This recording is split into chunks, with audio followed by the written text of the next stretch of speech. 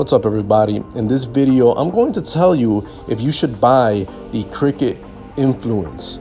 Now this is a very important video. You should watch the whole thing. I'm going to talk about the specs of the Cricut Influence, and then at the end of the video, I'm going to tell you, should you get it? Is it worth it? Is it worth your money here in 2021, or should you pick up a different phone? It's a very, very important purchase. It's buying a phone. If you're low on cash, or if you just want to make sure you're getting good bang for your buck. So let's go ahead and get started. So first of all, let's talk about the price. If you are going to get this phone, you have to get it at the poured-in price that Cricut gives you. That means they have to bring in your phone number to get a discounted price. And to get the Cricut Influence, it's only going to cost you $20 for the phone itself plus the service, but you're gonna need service anyways. And after 6 months, you could unlock the phone and use it on any carrier. So it's not a bad deal. Cricut runs on the AT&T network, and it's a pretty good experience. That's what I personally use. But you can get this phone for $20. So right away, the price is not bad at all at 20 bucks. You can get a lot of these phones for the price of a flagship $800 Android phone or iPhone. So the price is right off the bat.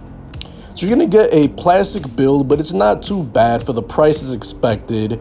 You're going to get a screen of 6.2 inches, which is not big and not small. It feels just right in the hand.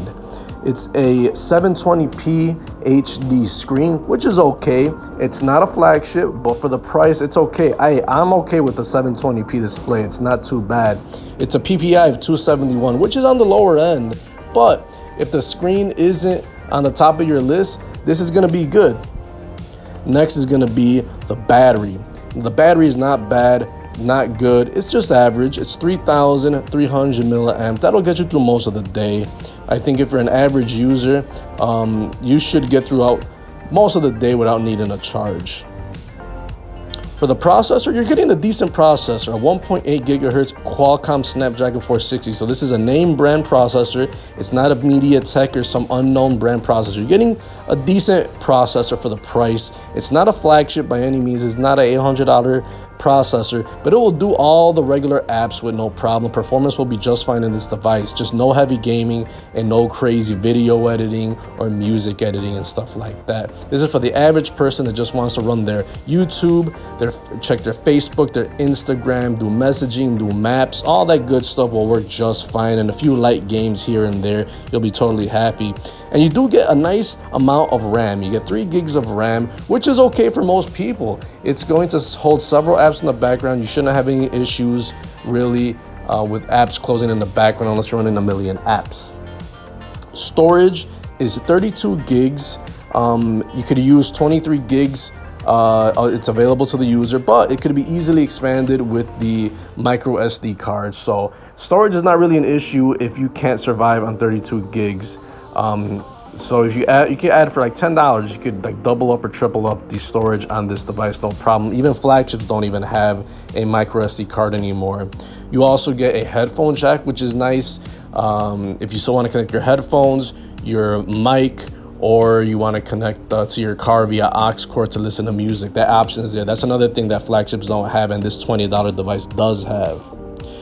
For the camera, you get a 13 megapixel shooter on the back, and you get an extra depth camera on the back at 5 megapixels. So you have 2 cameras on the back, which is nice. It's not a really, having 2 cameras in the back is a very nice feature.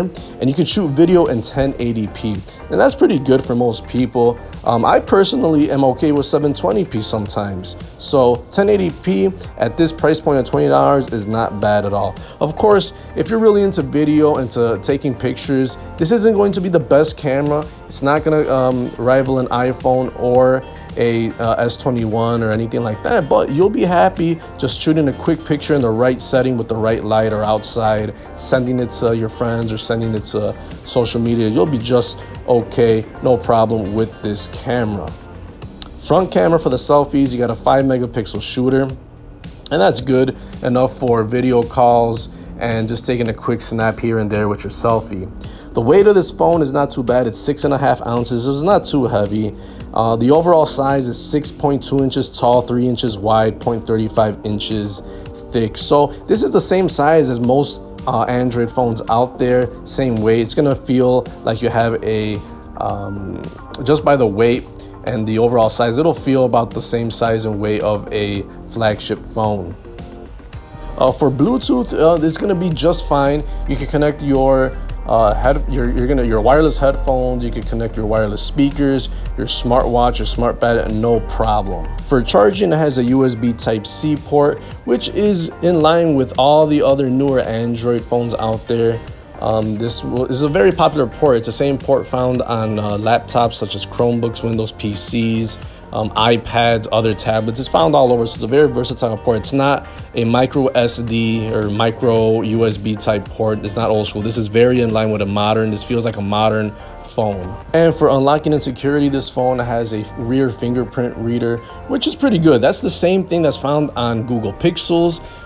It's found on more expensive phones out there at hundreds of dollars. This is still a reliable, cool method of unlocking your device. It is very fast, so you're not going to have any problems unlocking your device quickly. So this is the point where should you get the phone or not?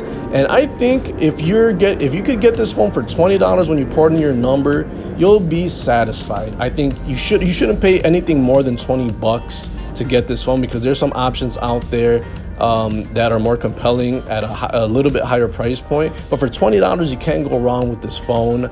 I would be happy using it. It's going to do all the things that a normal, everyday, average user would typically do on their, like video, entertainment, consume a lot of media, playing a few games, messaging, web browsing, taking a few pictures here and there. Yeah, this phone will do it all, but for 20 bucks. Anything higher, I would not get it. This is going to feel like a modern phone. It's not going to be the fastest, but for 20 bucks, you can't go wrong. So I would say get the Cricket Influence. Thanks for watching, guys. I'll see you in the next one.